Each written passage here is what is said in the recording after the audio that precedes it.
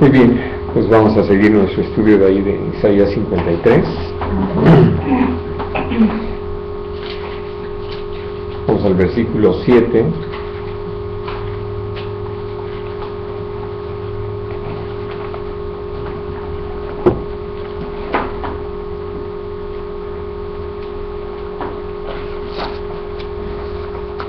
Dice: angustiado él y afligido, no abrió su boca. Como cordero fue llevado al matadero, y como oveja delante de sus trasquiladores, enmudeció y no abrió su boca. Por cárcel y por juicio fue quitado, y su generación, ¿quién la contará? Porque fue cortado de la tierra de los vivientes, y por la rebelión de mi pueblo fue herido. Y se dispuso con los impíos su sepultura, mas con los ricos fue en su muerte, aunque nunca hizo maldad, ni hubo engaño en su boca. Ahora, hablando de este tema, lo que viene a ser para nosotros muy interesante es hablar de nuestro Señor Jesucristo con estos términos de angustia y aflicción. ¿Por qué? Porque en general uno piensa que siendo una persona creyente, en general, no me refiero solamente a nuestro Señor Jesús, pues uno vive así en una completa paz y tranquilidad y no hay mayor problema. Pero lo que ha sido necesario repetir vez tras vez sobre nuestro Señor Jesús es precisamente ese hecho de que Él estaba como hombre, y entonces como hombre estaba enfrentando todas las cosas, y al enfrentar la realidad de el rechazo, el padecimiento físico, la muerte, Él podía hablar de eso, sobre todo no tanto por el asunto de el rechazo que le pudieran dar a su persona, o el padecimiento, la aflicción por lo que pudiera pasar, sino por lo que estaba en juego. Todo lo que, vamos, en un momento dado, me acuerdo mucho de una historia que no sé hasta dónde fue cierta o se convirtió nada más en leyenda en Holanda, del niño que salvó a Holanda. Sí, conoce el dedo. Sí. Entonces, no sé si saben por qué se les llama Países Bajos. Holanda tiene una gran porción bajo el nivel del mar, y entonces para contener al mar hicieron diques, y esos diques estaban allí precisamente para evitar que pues el mar inundara, porque algo que era muy clásico en Holanda, uno podía ver en una determinada temporada, cuando baja el nivel del mar, que tiene sus épocas así en el año, la gente plantaba, la gente se ponía a trabajar. Pero una vez que venía la época de la crecida de aguas, me imagino que en el tiempo de las lluvias y todo, uno podía ver que por ahí se veía una casita, pero en medio del agua, y la gente ya acostumbrada y tenían sus lanchas y todo. Y entonces, por eso, cómo es que empezaron a trabajar con estos diques, precisamente para ir evitando el que tuvieran que estar viviendo eso año con año. Y las casas estaban construidas de tal manera que tenían esa parte superior donde tenían todo lo necesario para soportar esto, y tenían ahí sus canoas con las que se transportaban a otro lugar. Y entonces por eso empiezan a hacer los diques. Pero un día uno de estos diques tenía una fuga, estaba empezando a entrar el agua, y yo no sé si ustedes se han dado cuenta de esto, pero el problema de que se empieza a dar un evento así no solamente es el hecho de que el agua empiece a entrar por eso, sino que al empezar a pasar con la potencia que tiene el agua, empieza a arrastrar. Entonces lo que fue un pequeño edificio pues empieza a hacerse cada vez mayor hasta el punto de poder romper el dique. Y entonces es la historia de este niño, que por eso así está en la pintura del Dutch Boy, que metió su dedo allí y estuvo aguantando por mucho tiempo hasta que pues ya la gente se percató de qué se trataba y pudieron venir en auxilio y reparar el daño. Entonces, por eso alguien diría, pobrecito, tanto tiempo parado y con el dedo metido ahí. Bueno, no solamente era eso, sino precisamente lo que uno necesita entender, todo lo que estaba en juego. Es decir, si él se hubiera desentendido y decir, ay, es que ya me cansé de estar parado y mejor quito el dedo y pues ahí a ver quién viene y hace el resto del trabajo, pues el siguiente lo que hubiera encontrado no era algo que podía taparse con un dedo, sino que ya el edificio iba a estar más grande. Y esto es parte de lo que nosotros necesitamos entender al tocar este tema sobre lo que nuestro Señor Jesucristo vivió, porque si no entendemos qué es lo que nuestro Señor Jesucristo estaba llevando a cabo, cuál era la tarea que estaba sobre sus hombros, la responsabilidad que conllevaba pues el aceptar la aflicción, el rechazo, la angustia, pues no entiende uno entonces por qué. Digo, porque nosotros a veces nos afligimos por cualquier cosita y nos angustiamos por cosas que no tienen mayor trascendencia y que bien podíamos dejar de angustiarnos, que no es para tanto, ¿no?, el asunto.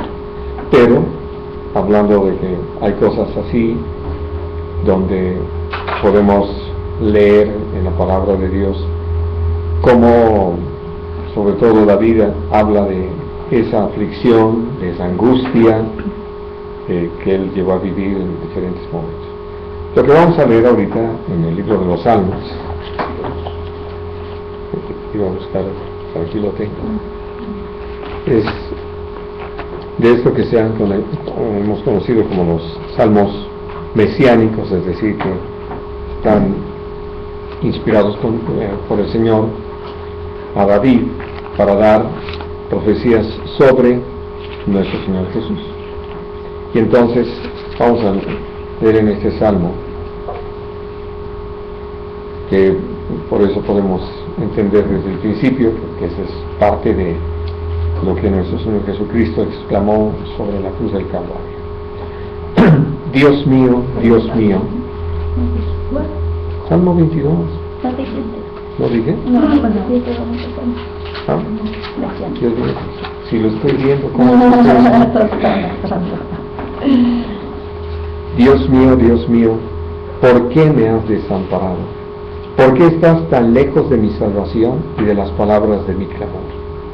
Dios mío, clamo de día y no respondes, y de noche y no hay para mí reposo.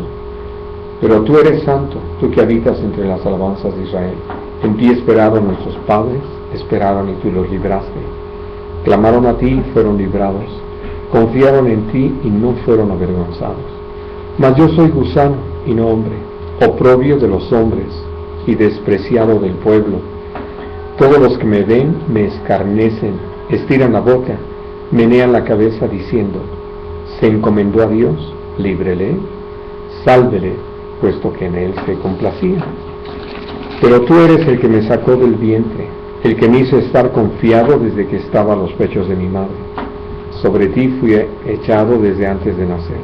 Desde el vientre de mi madre, tú eres mi Dios. No te alejes de mí, porque la angustia está cerca, porque no hay quien ayude. Me han rodeado muchos toros, fuertes toros de Basán me han cercado. Abrieron sobre mí su boca, como león rapaz y rugiente. He sido derramado como aguas, y todos mis huesos se descoyuntaron. Mi corazón fue como cera, derritiéndose en medio de mis entrañas. Como un tiesto se secó mi vigor, y mi lengua se pegó a mi paladar.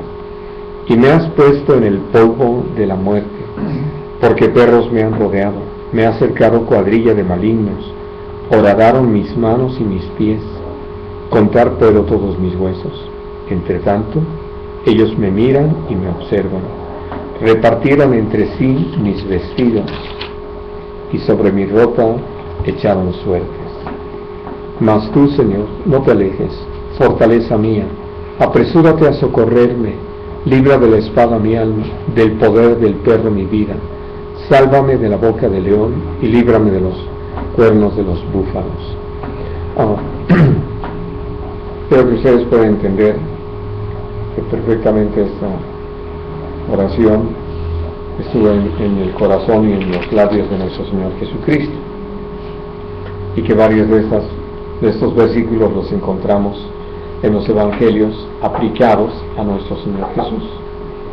Y entonces el Señor nos hace saber que nuestro Señor Jesucristo, al estar viviendo esto, no solamente, insisto, era el asunto de padecer dolor, tanto físico como moral, en cuanto a el rechazo de la gente, que a veces eso es lo que nosotros podemos decir, nos puede que la gente no nos respete, que nos rechace. Platicábamos con mi tío Pompeyo el martes pasado, les he platicado de él, que es invidente, y entonces nos comentaba así de no sé si fue el primer trabajo ya en forma, tocando el piano o el órgano. Bueno, el piano debe haber sido cuando le llegó este chico Huerta. Y entonces él dice que lo animó este hermano a ir a conseguir trabajo. Evidentemente él había hecho sus esfuerzos, pero por su misma condición, pues muchos no le creían. Y entonces lo llevó con una persona que este hermano conocía, y ya le dijo, es que vengo para ver lo de un trabajo. Y entonces ya hablan, dice, pero no para mí, sino para él. Y dice, en el momento nada más de voltear y ver a mi tío, que era invidente, para él, así como que, ¿qué puede hacer un invidente? Y entonces ya lo estuvo convenciendo, y le dijo, pues déjame que toque una pieza. Entonces ya lo pusieron al piano, y ya lo tocó. Dice que hasta el hijo del dueño, que era un chino, le dijo, otra. Porque pues como lo sabemos, el Señor le dio gracia para poder ahora sí que tocar, tiene bastante gracia en ese sentido. Y además estudió y fue desarrollándose más y más. Y entonces, hablando de qué fácil es para muchos el desechar a la gente, sobre todo en el sentido de rechazar a los que se consideran incapaces, en cualquier sentido inválidos, y o que los vemos nada más en razón de su apariencia física, como nos decía un pastor, como lo veían chaparrito y morenito. ¿Y usted es el pastor? Así como que tenía que ser, yo creo, de un 80 para arriba, y blanco y de güero y de ojos azules, ¿no? Para que lo aceptaran como pastor. Bueno, cosas así que hacemos los seres humanos. Pero aquí no solamente se trataba de eso, sino de alguien que, habiendo hecho bien, que habiendo bendecido, era rechazado. Y era rechazado por hacer el bien, por bendecir a la gente, por hablar la verdad. Y entonces, por eso, esta descripción que se hace va en ese sentido. Y naturalmente que termina con el asunto de la crucifixión, donde no era el que me crucifiquen, vamos hablando de nuestro Señor Jesucristo, no era solamente el hecho de que lo crucificaran, porque pues, en un momento dado uno podría decir, sí, muchos inocentes han muerto, ¿no? Pero aquí mucho de lo que se trataba era precisamente el que Jesús voluntariamente fue a la muerte, estuvo dispuesto a dar su vida para pagar por nuestra redención. Y entonces, por eso él sabía que no se trataba solamente de poder soportar todo el dolor que le pudieran infligir los azotes, los golpes, las bofetadas y los clavos en manos y pies, sino lo que él llevaba sobre sus hombros, el pago por nuestra redención. Porque nosotros lo entendemos perfectamente. Si él se hubiera entregado al dolor y hubiera empezado a darle lugar a la molestia que causa, porque lo golpeen a uno, que lo maltraten injustamente, etc., pues ya se echó a perder el asunto. Pero precisamente eso es lo que más necesitamos nosotros tener. Entonces, afligido absolutamente y angustiado. Y entonces vamos a leer otro salmo antes de irnos a los evangelios, a Mateo. Vamos al 69, Salmo 69.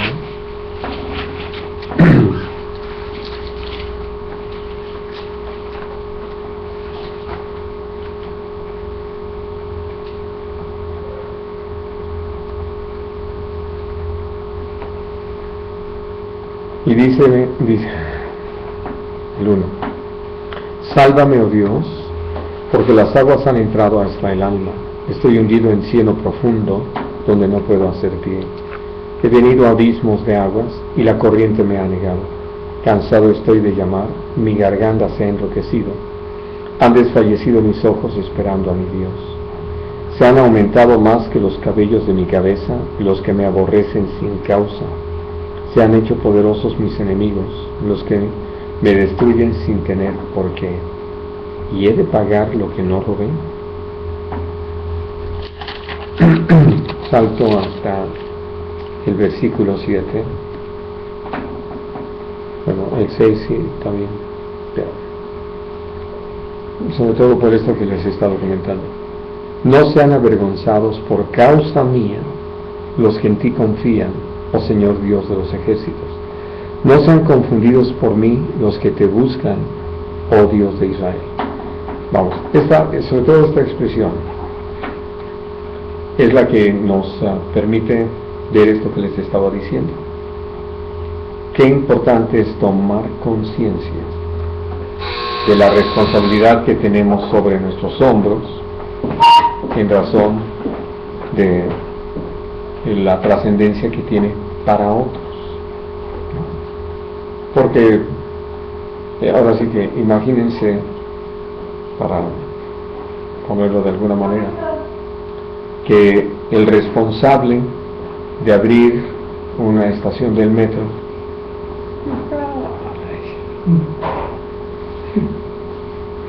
¿para qué me levanto ahorita? Total, tengo derecho a llegar tarde. Tengo mi ¿cómo se dice? Tolerancia. Voy a aprovecharla. Y pues muy 15 minutos que puedan ser, ¿en qué se traducen esos 15 minutos para la gente? Bueno, y hablando del paso de los convoys, creo que por lo menos alcanzan a pasar 6 convoys. Entonces, hablando de cosas así, que si nosotros aquí sobre la tierra en ese sentido podemos comentar qué importante es o qué importante se vuelve la tarea que nosotros realizamos, pues imagínense nuestra salvación. Por eso es muy de llamar la atención esto, donde uno puede entender que esto estuvo en el corazón de Dios, no vino del hombre, no fue una apreciación humana, sino es algo que Dios inspiró, y precisamente la inspiró para que quede como todo un mensaje para nosotros muy claro. Pero ya sigue el versículo 7. Porque por amor de ti he sufrido afrenta, confusión ha cubierto mi rostro, extraño he sido para mis hermanos y desconocido para los hijos de mi madre, porque me consumió el celo de tu casa y los denuestos de los que te vituperaban cayeron sobre mí. Lloré afligiendo con ayuno mi alma, y esto me ha sido por afrenta. Puse además cilicio por mi vestido y vine a hacerles por proverbio. Hablaban contra mí los que se sentaban a la puerta y me zaherían en sus canciones los bebedores. Pero yo a ti oraba, oh Señor, al tiempo de tu buena voluntad. Oh Dios, por la abundancia de tu misericordia, por la verdad de tu salvación, escúchame. Sácame del lodo y no sea yo sumergido, sea yo libertado de los que me aborrecen y de lo profundo de las aguas. No me anegue la corriente de las aguas, ni me trague el abismo, ni el pozo cierre sobre mí su boca. Respóndeme, Señor, porque benigna es tu misericordia. Mírame conforme a la multitud de tus piedades. No escondas de tu siervo tu rostro, porque estoy angustiado. Apresúrate, óyeme, acércate a mi alma, redímela. Líbrame a causa de mis enemigos. Tú sabes mi afrenta, mi confusión y mi oprobio. Delante de ti están todos mis adversarios. El escarnio ha quebrantado mi corazón y estoy acongojado. Esperé quien se compadeciese de mí y no lo hubo, y consoladores y ninguno hallé. Me pusieron además hiel por comida y en mi sed me dieron a beber vinagre. Y dice el versículo 29, mas a mí, afligido y miserable, tu salvación, oh Dios, me ponga en alto. Ahora, hablando precisamente de todo esto que nuestro Señor Jesucristo enfrentó y que ahora sí que viene a ser tan interesante cuando uno puede mirar a través de los ojos de alguien más, como lo decimos, ¿no? En el sentido de que desde nuestra perspectiva hay muchas cosas que nosotros no podemos percatarnos. Por eso lo he comentado y lo vuelvo a comentar, la famosa película de Mel Gibson, pues todo lo que vio fue lo externo, es decir, y por eso le tuvo que inventar allí otras cosas, pero de ninguna manera estaba realmente tomando en cuenta lo que estaba sucediendo con nuestro Señor. Para que ahora sí que le demos su correcta dimensión, vamos a Mateo 26.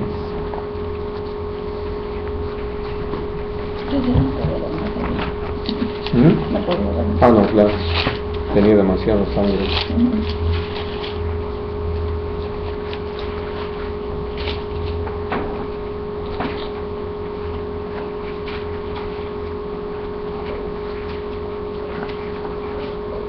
Leo a partir del versículo 36. Dice, entonces llegó Jesús con ellos a un lugar que se llama Getsemaní y dijo a sus discípulos, sentaos aquí, entre tanto que voy allí y oro. Y tomando a Pedro y a los dos hijos de Zebedeo, comenzó a entristecerse y a angustiarse en gran manera.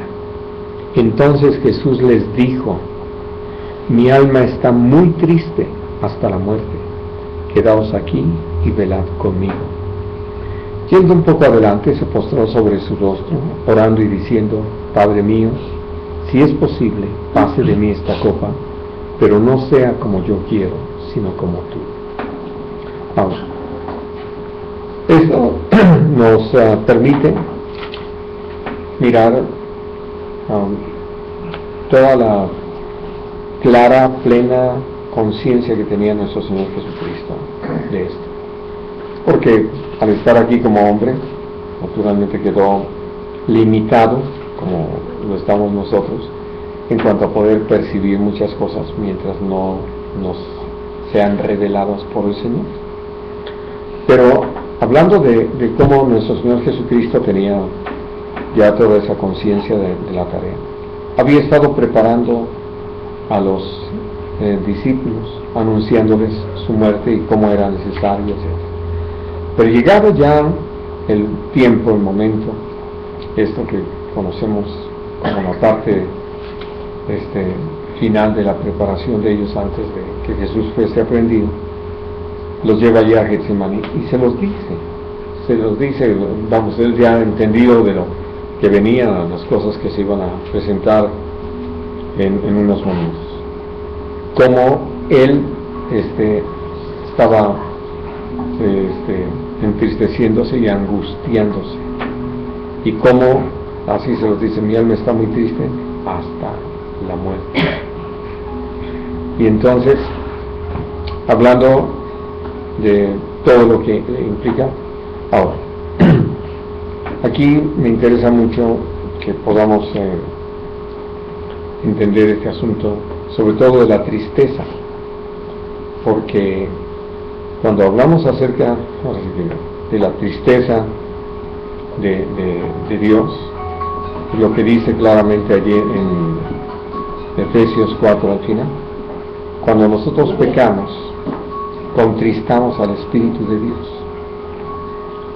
La tristeza de nuestro Señor Jesucristo no era en sí por morir en sí, sino la causa por la que moría y las condiciones en medio de las cuales moría. ¿Por qué? Porque creo que uno puede entenderlo. Estaba haciendo algo a favor de alguien, y que ese alguien sea el primero que no lo agradezca, lo desconozca y hasta actúe como enemigo, pues evidentemente es algo muy, muy fuerte. Y nuestro Señor Jesucristo, al llegar a este momento, y como lo describe Lucas, dice que al hacer esa oración, su angustia era tan fuerte que él estaba sudando como gruesas gotas de sangre. Y entonces, no fue cualquier momento, pero sí fue un momento muy trascendente. Para esto él se había venido afirmando todo el tiempo.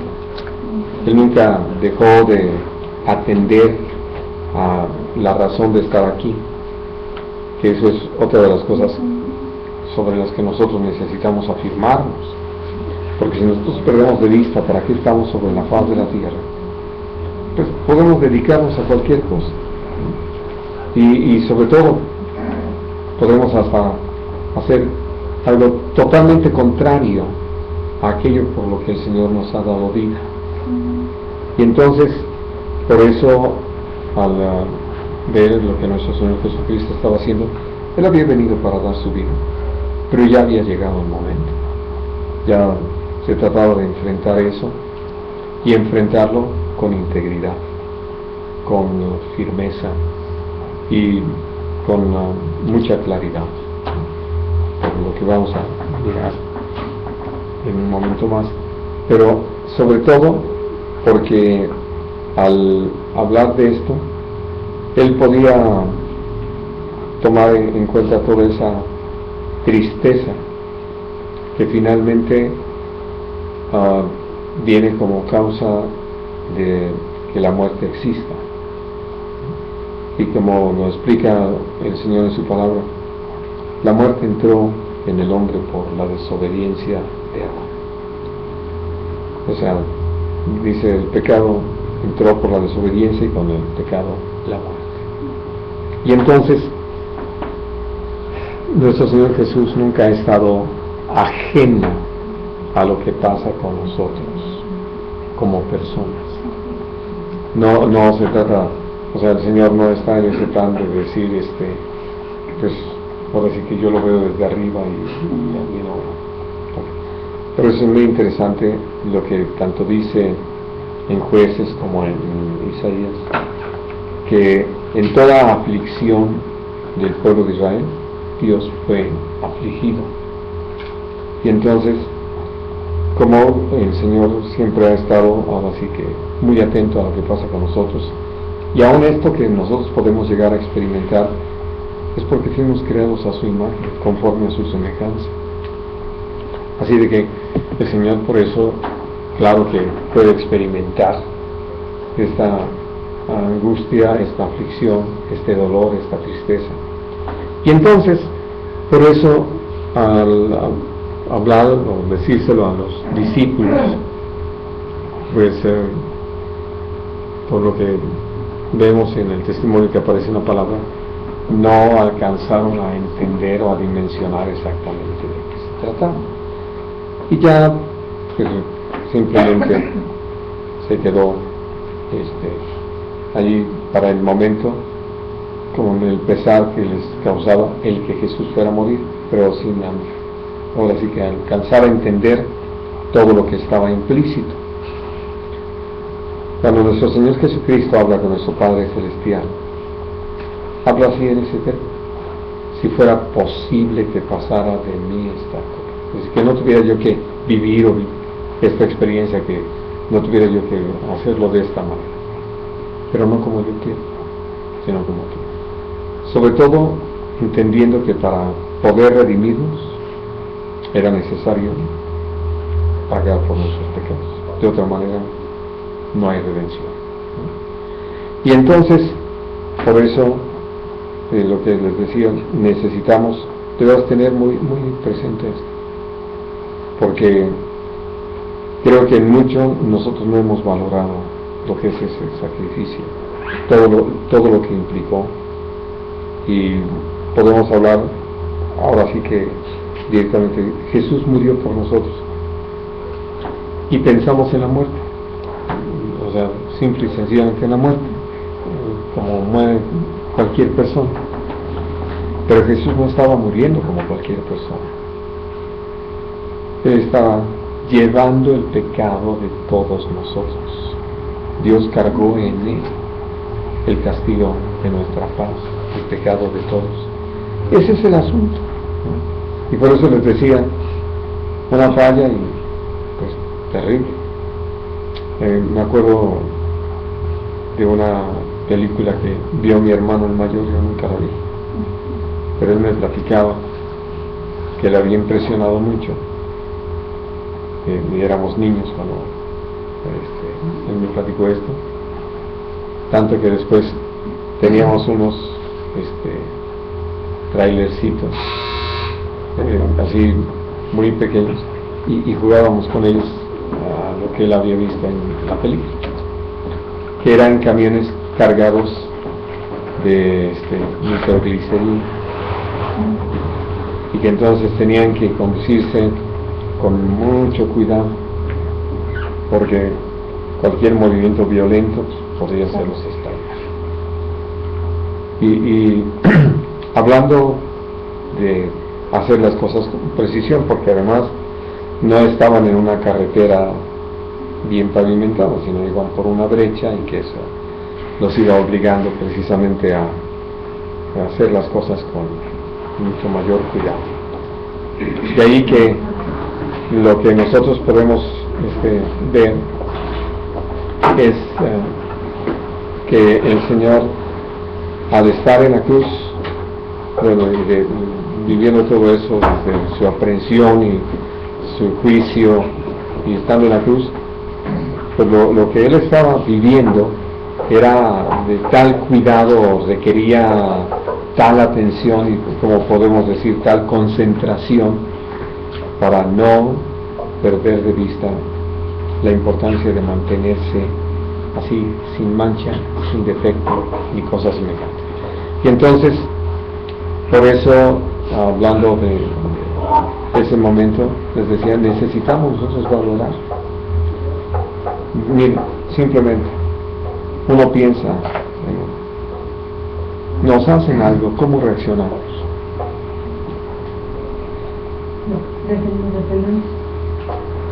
Mínimo. Pero por lo pronto, para defendernos, algo más pasó. Nos duele. No, de dolernos, qué bueno que nos duele, porque si no nos duele, entonces no nos hicieron nada. Me enoja, ¿no? Sí, olvídense. Por eso reaccionamos. Desde todo eso, el Señor, ahora sí que usando de templanza, no le dio el menor lugar. Y se mantuvo. Y entonces, miren, seguimos ahí en Mateo 26.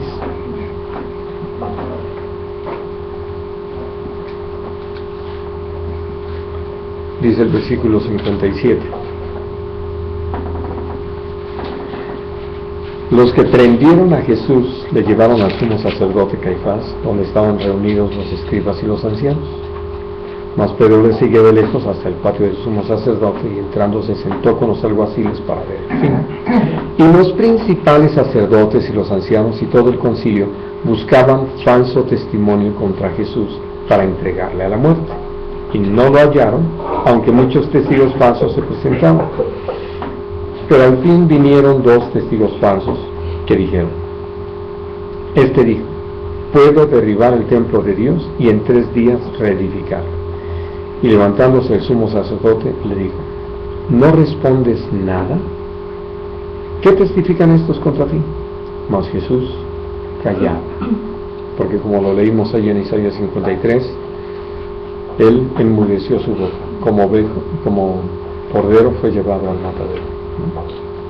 Ahora, dice continuando allí en el 62, entonces el sumo sacerdote le dijo: te conjuro por el Dios viviente que nos digas si eres tú el Cristo, el Hijo de Dios. Jesús le dijo: tú lo has dicho, y además os digo que desde ahora veréis al Hijo del Hombre sentado a la diestra del poder de Dios y viniendo en las nubes del cielo. Entonces el sumo sacerdote rasgó sus vestiduras, diciendo: ha blasfemado. ¿Qué más necesidad tenemos de testigos? Que aquí, ahora mismo habéis oído su blasfemia. ¿Qué os parece? Y respondiendo ellos dijeron: es reo de muerte. Entonces le escupieron en el rostro y le dieron de puñetazos, y otros le abofeteaban, diciendo: profetízanos, Cristo, ¿quién es el que te golpea? Miren, la primera parte, uno podría decir: me quedo callado, no digo nada, y puedo estar en control, o sea, no les hago caso. Pero si ya después de eso, cuando me preguntan algo sobre la verdad, y que fue cuando Jesús abrió su boca, porque como se lo dijo al sumo sacerdote: tú lo dices, que además de ahora en adelante pues van a ver al Hijo del Hombre así con toda su gloria. Entonces, al hablar de esta situación, que la toman como una blasfemia, pues no es solamente es reo de muerte y punto, sino se sienten en la libertad, en el derecho, como ya quedó condenado, ya dejó de ser, ahora sí que, usando los términos, un indiciado para convertirse en reo de delito. Y entonces ya lo podían maltratar, al fin y al cabo ya había perdido sus derechos, ¿no? Y entonces allí es donde, por eso les preguntaba, imagínense, me escupen en la cara, me abofetean y luego me tapan los ojos y me vuelven a golpear y me dicen: profetízanos y dinos quién te golpeó. Esto es lo que necesitamos mirar. Como Jesús nunca perdió de vista por qué estaba viviendo todo eso, por eso nunca se entregó a la situación, y estaba dispuesto no solamente a eso, sino hasta la muerte, y muerte de cruz. Por eso tuvimos ya jueves atrás la oportunidad de estudiar este pasaje de Filipenses 2, donde, hablando de que fue obediente hasta la muerte y muerte de cruz, y no sé si quedó reducido a unas pocas palabras en un versículo. Pero ¿qué significó eso? ¿Por qué viene a ser tan importante este capítulo? ¿Por qué es que este hombre, este eunuco etíope, fue dirigido por Dios a estar meditando en este pasaje de Isaías, para cuando llegara Felipe a su lado y partiendo de esta escritura le hablara de nuestro Señor Jesús? Porque ese es el punto de partida. Ninguno de nosotros podría tener esperanza alguna si el Señor no hubiese dado su vida en rescate nuestro. Pero para dar su vida en rescate nuestro necesitaba dar una vida pura, limpia, recta, insisto, sin mancha, sin arruga ni cosa semejante. Y entonces, hablando de que había estado soportando pues, los ataques, las presiones que ejercían y todo, los fariseos, saduceos, escribas, doctores de la ley, sacerdotes. Pero ya llegara este momento, que por eso no lo piensan, ahora sí que, usando los términos de los muchachos, ¿no? Ya, eso ya calienta.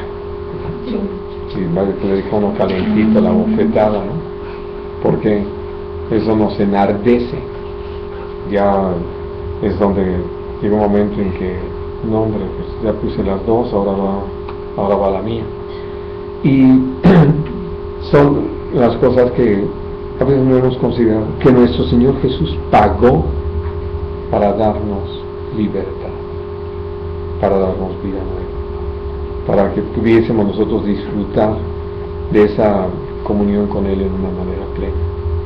Ahora, hay algunas cosas que les pido que consideremos sobre el asunto de que cerró su boca.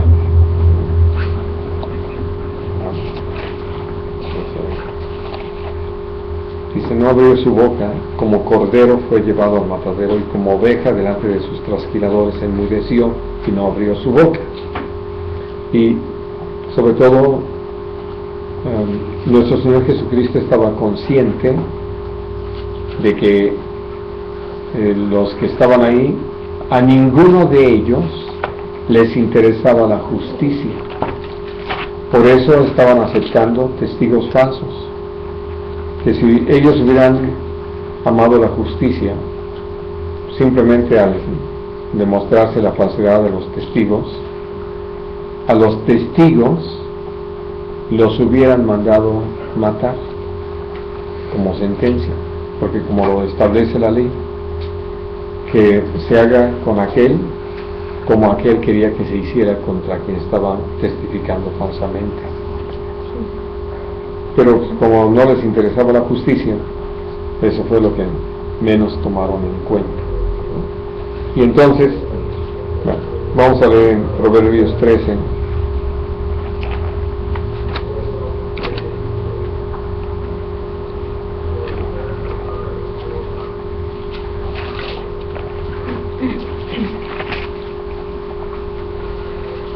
Versículo 3.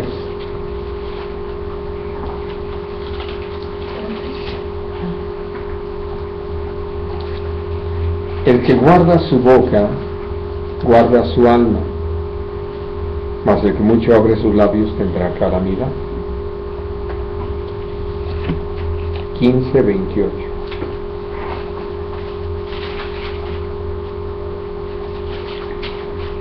El corazón del justo piensa para responder, mas la boca de los impíos derrama malas cosas.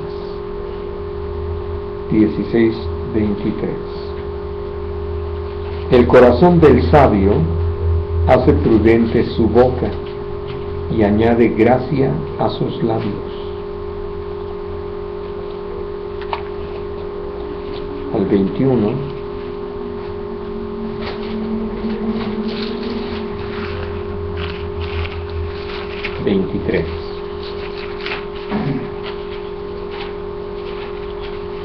El que guarda su boca y su lengua, su alma guarda de angustias.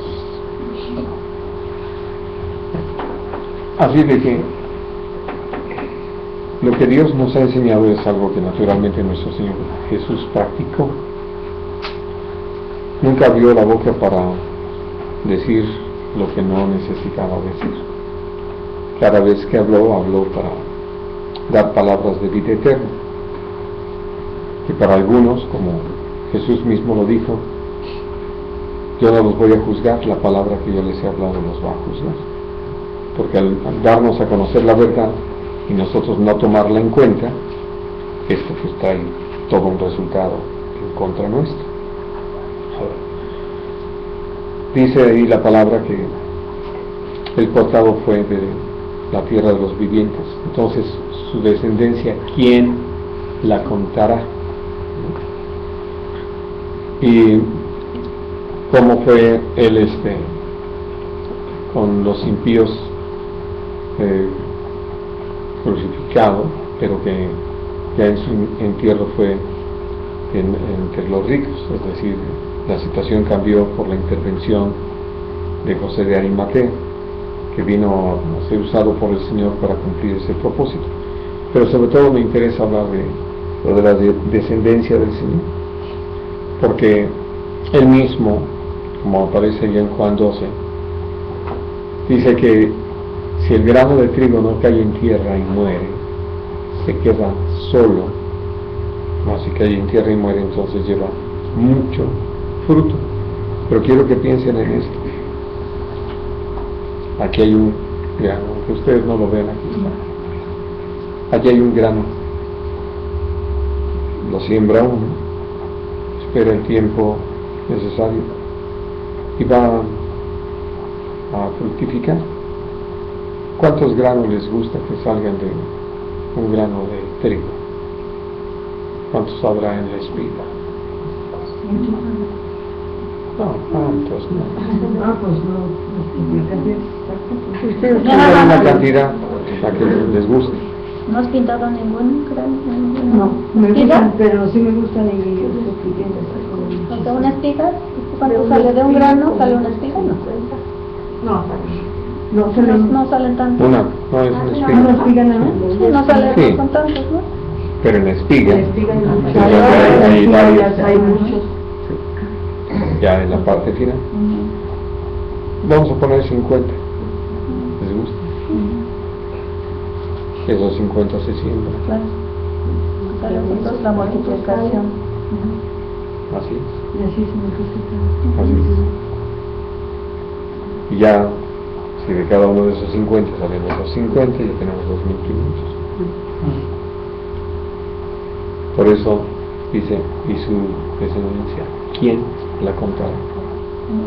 Y dice Apocalipsis, allá en el capítulo 7, y vi una multitud vestidos de lino blanco, con palmas en las manos, una multitud que nadie podía contar. Hablando de que nuestro Señor Jesucristo padeció, como lo vamos a leer ahorita en Hebreos capítulo 2, y el resultado no fue estéril, no fue inútil su sufrimiento, trajo un gran resultado. Vamos a leerlo ahí. Hebreos 2.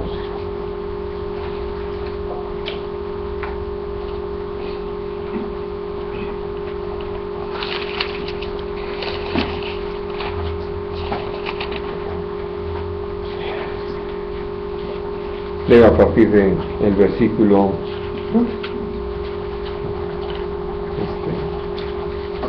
9. Dice: pero vemos a aquel que fue hecho un poco menor que los ángeles, a Jesús, coronado de gloria y de honra, a causa del padecimiento de la muerte, para que por la gracia de Dios gustase la muerte por todos, porque convenía a aquel por cuya causa son todas las cosas, y por quien todas las cosas subsisten, que habiendo de llevar muchos hijos a la gloria, perfeccionase por aflicciones al autor de la salvación de ellos. Porque el que santifique a los que son santificados, de uno son todos, por lo cual no se avergüenza de llamarlos hermanos, diciendo: anunciaré a mis hermanos tu nombre, en medio de la congregación te alabaré. Y hablando de lo que nuestro Señor Jesucristo padeció, Él dice en el capítulo 5, versículo 8, que, aunque era hijo, por lo que padeció, aprendió la obediencia, y habiendo sido perfeccionado, vino a ser causa o a ser autor de eterna salvación para todos los que le obedecen.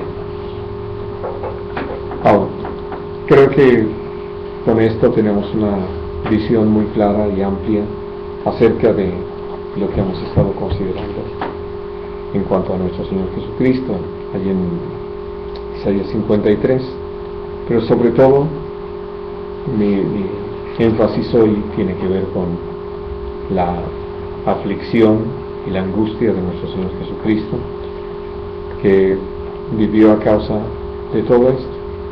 Es decir, hablando sobre todo de la angustia, que ya recuerdan que cuando habíamos estudiado lo de la angustia, es que se haga muy angosto todo, que sí, el camino para nuestro Señor Jesucristo era muy angosto, no podía ahora sí que darse el lujo de un poquito a la derecha o un poquito a la izquierda, sino tenía que seguir el camino marcado por nuestro Padre Celestial, y para decirlo así, sin ninguna concesión, porque de hacerse alguna concesión, entonces no habría salvación.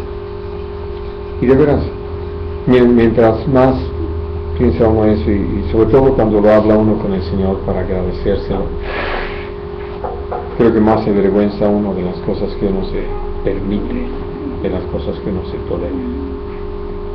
Y por eso es importante hacerlo, porque eso nos lleva de plano a cosas que estábamos defendiendo y diciendo, no le veo nada de mal.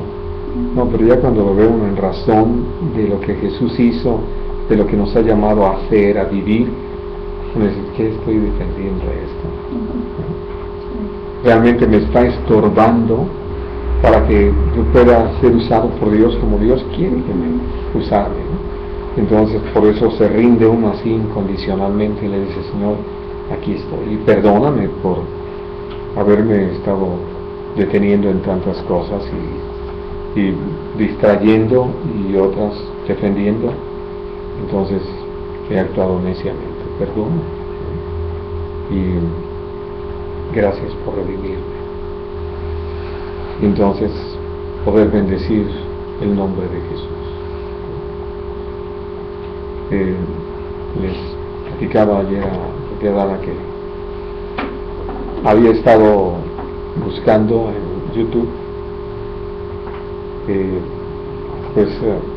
cantos suecos, era todo lo que había tenido la oportunidad de encontrar por la forma en que busqué. Eran los cantos que ahora se han vuelto, ahora sí que internacionales, de salsa, merengue con ¿cómo se llama? Reggaetón,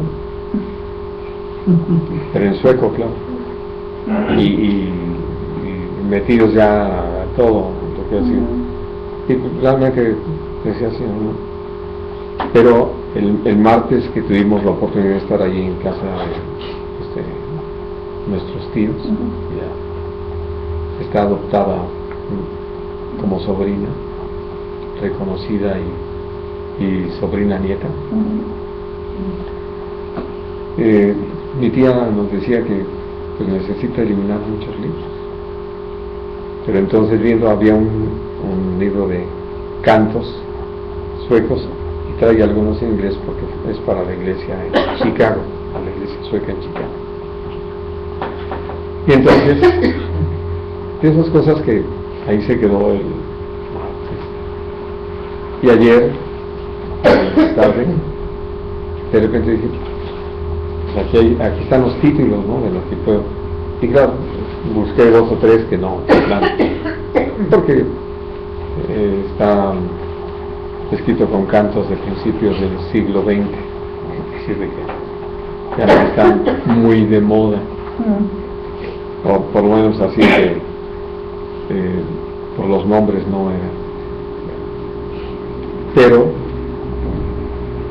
encontré uno, ¿no? O sea, creo que fue el tercero que puse, y ¡brum!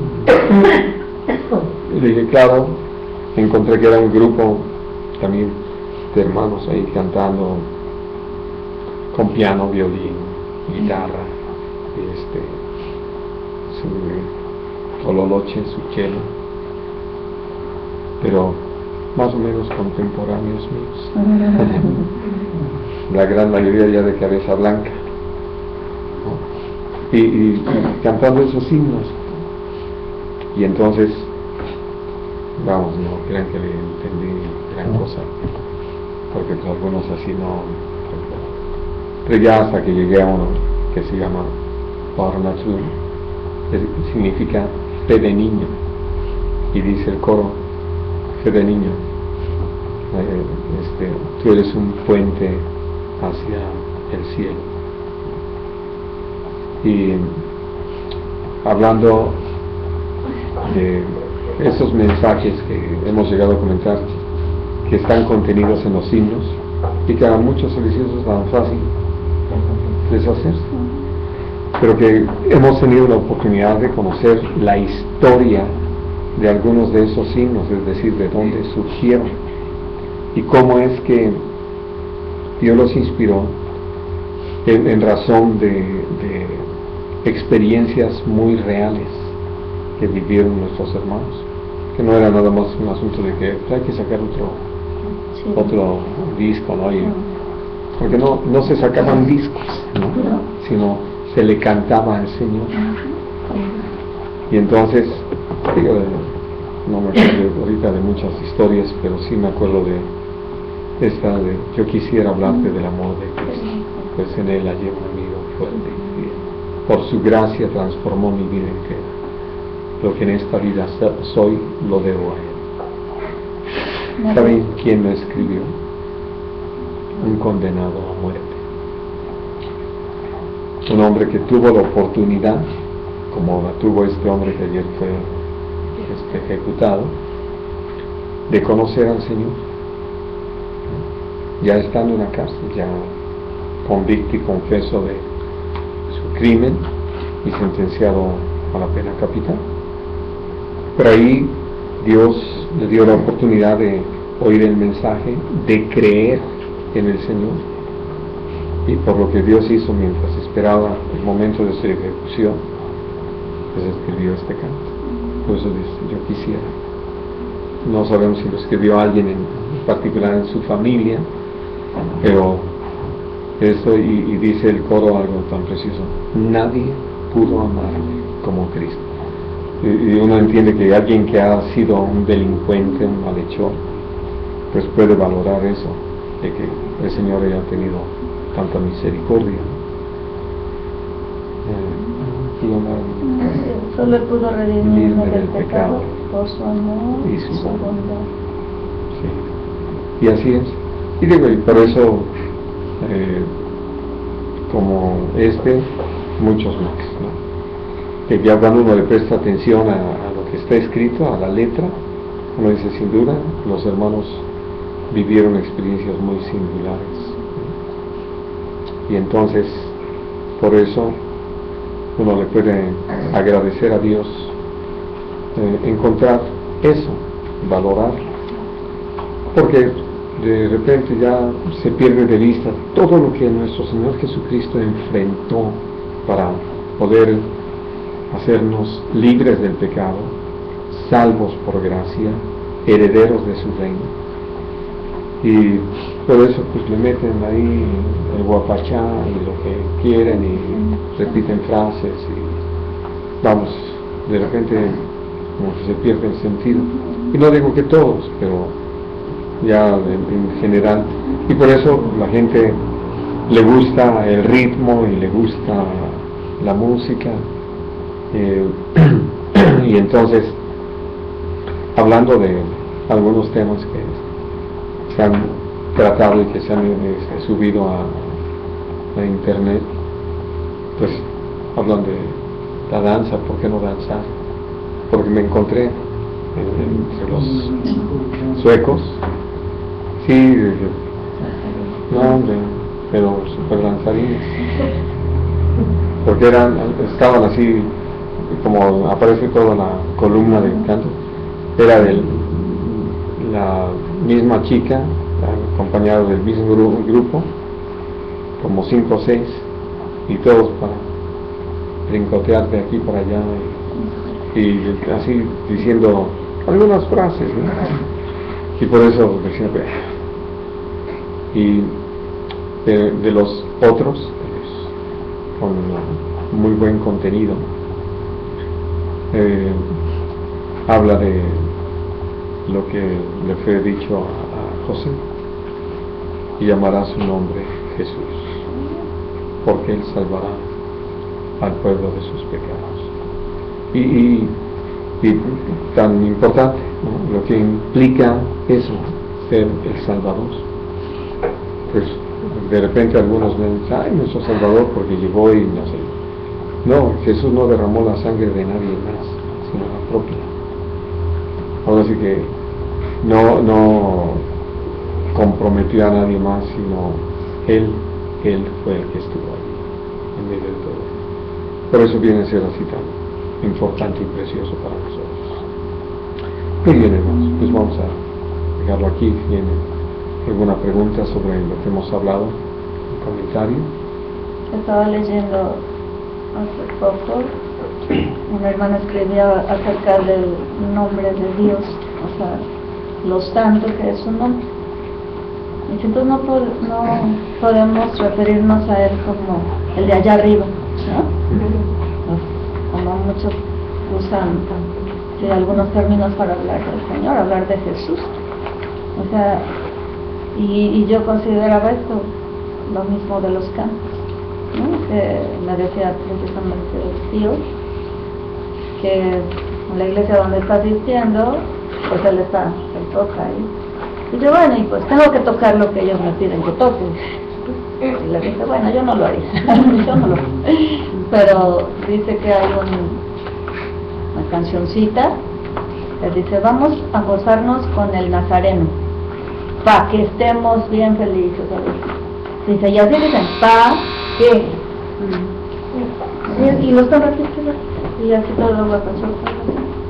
O sea, y pues hablando de esto, ¿no? De no tomar en esta, ubicar lo que, o sea, la seriedad que tiene esto, el lugar que tiene el Señor, ajá, o sea, como todo referirme a Él como si nada, ¿no? Más bien, efectivamente, ¿no? Ajá, o sea, de quien se supone que estamos alabando, adorando, ¿no? Y O como se tratan entre como que lo personas, sí, igual que nosotros, cuando no hay ni siquiera un buen respeto, Entonces, sí, considerando esto, ¿cómo le voy a elevar un canto con cualquier cosa, con cualquier música, ¿no? O sea, tiene que ser algo tan especial para nuestro Señor, para que pues para empezar tenemos que entender eso.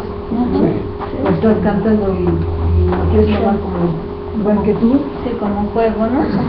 Así es. Entonces, sí. Muy bien. Sí. Dice que usted vive me hizo recordar una, pues no sé si fue hecho cierto o no, pero yo leí hace mucho tiempo de que un señor que era el encargado de levantar un puente en Estados Unidos, que son así para Enormes. y que se pueden levantar para Los barcos, sí. Entonces, pues le dijo a su hijo, ven, te invito a comer, todavía el tren tarda en pasar, tenemos tiempo de ir a comer. Bueno, se fueron a comer y en la plática se les pasó el tiempo. Entonces, son tales horas, ya no tarda en pasar el tren, y echó a correr para llegar y poder cerrar el puente. Entonces el hijo corre detrás de él, pero el hijo no pudo subir las escaleras bien, entonces se quedó atorado entre el engranaje. Y que el señor estuvo en la disyuntiva de si cerraba el puente para que no se estrellara que no se fuera al barranco el tren, aunque sacrificaba a su hijo, o no lo cerraba y salvaba a su hijo. Entonces entonces en esa disyuntiva optó por cerrar el tren. ¿El puente? Digo, el puente, y que entonces el hijo le gritaba desde que al estar cerrando pues estaba muriendo el hijo porque lo estaba destrozando, y le gritaba, papá, sálvame o algo así, y el papá pues cerró el puente, pasó el tren y se salvó. Y entonces pues ya llegó el tren a la estación X y la gente se bajó indiferente, como somos indiferentes. Ellos no sabían lo que había pasado y que él en su corazón tenía mucho dolor porque era un hombre cristiano, según el relato. Decía, yo acabo de dar la vida de mi hijo por salvarlos, y ellos están tan indiferentes como si nada, no saben lo que yo tuve que hacer para que ellos me perecieran. Ese dolor de estar escuchando al hijo, además, ¿no? Clamando a Dios. Entonces ya el comentario era de que así somos a veces tan ingratos con el Señor Jesucristo, con nuestro Padre Celestial, que no aquilatamos lo que fue la sangre de Cristo, lo que costó nuestra salvación, y nosotros acá venimos indiferentes. Así, sin medir. Y ahorita que estaba dando lectura del hermano, que lo leí, pero me lo recordó el Señor, porque lo tenía olvidado, bueno, no tenía en cuenta. Sí. No estaba presente. Es una situación así que dejamos somos salvos. Sí. Un poco, ¿no?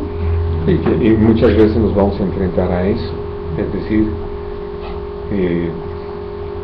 Dios nos pone en varias ocasiones en esas disyuntivas, donde aprendemos a morir a nosotros mismos para dar vida a otros.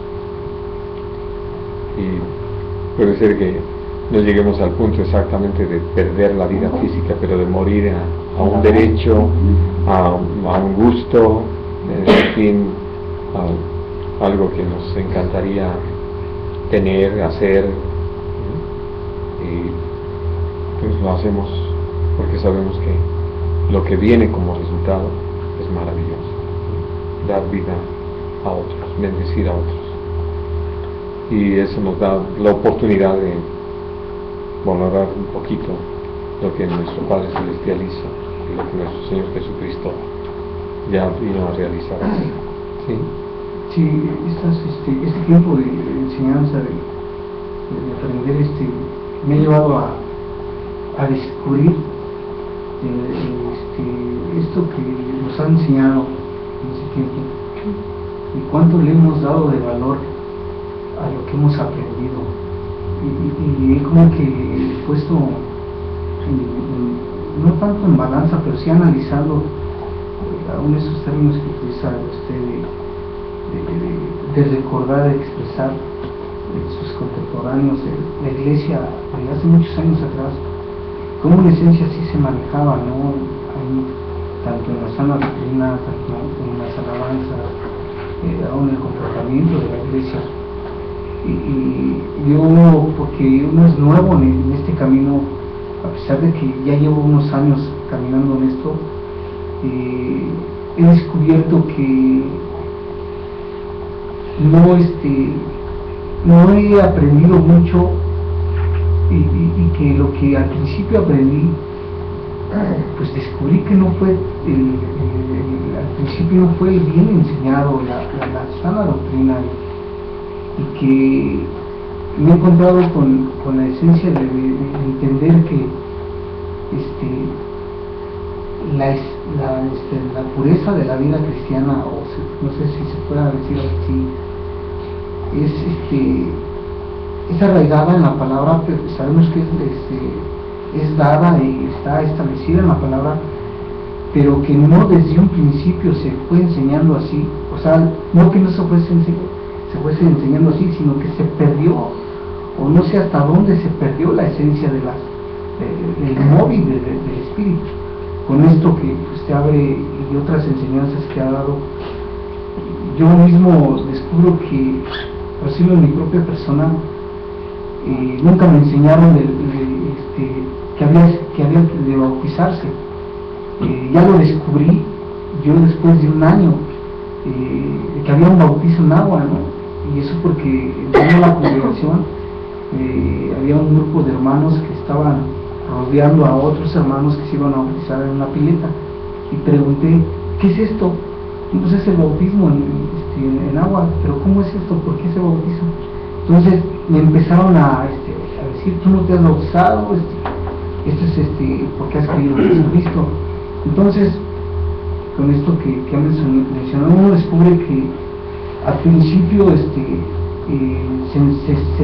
tenía el celo de enseñar la sana doctrina, y ahora no es que no se tenga, sino que se ha permitido dentro de la iglesia meter o concederse como que el interpretar propiamente la sana doctrina, aún en las mismas alabanzas, ¿no? Esto que usted dice que ya meten diferentes ritmos, ya meten diferentes, aún no sé si le quieran cambiar el tono o la misma palabra de la alabanza, que se disturbia la esencia de la alabanza. Jesús Adrián Romero, he visto videos que incluso incita a la iglesia, levántense ya, desentúnganse y ojalá puedan escuchar una alabanza que mis hijas me decían que no, pero le he metido el ritmo a la salsa para que se dirija más a tocar los corazones, y al hablar de esto uno descubre que al principio no ha sido así, ¿no?